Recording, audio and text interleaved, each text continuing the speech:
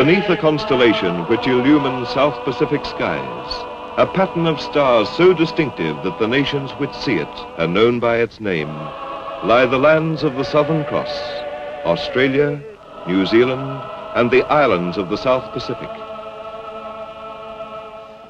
The preparation for Billy Graham to come to Australia in 1959 was long and complex. Firstly, there was the invitation.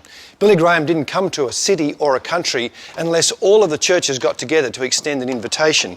This meant 5 years of complex meetings to agree to an invitation.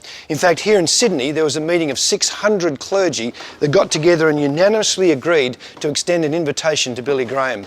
In 1957, the Graham organisation agreed that they would come to Australia and New Zealand for crusade meetings in 1959. Once the invitation had been accepted, the next stage of preparation unfolded, involving literally thousands of people. First, in the area of prayer. In 1958, there were 48 prayer partners. By 1959, that had extended to 40,000 people praying. The next area was home visitation. Literally hundreds of thousands of Australian homes were visited. Now, this was firstly to do a sort of spiritual survey of the health of the nation.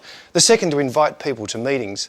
And finally, there was the invitation for people to be involved as volunteers. There's the choir volunteers and ushering and administration. But most importantly, for people to be counsellors. In other words, talk to people when they come forward. When the requests went out for counsellors, thousands of people responded. Even in Adelaide, 4,500 people were trained in preparation for that crusade meetings. One of the most significant things about the Australian Crusade was that we had no problems. This is Jerry Bevan, and we're here on the turf of the Olympic Stadium in Melbourne, Australia, for what is surely an historic occasion, not only in the history of this city and of this state and of this nation, but in the whole history of evangelism.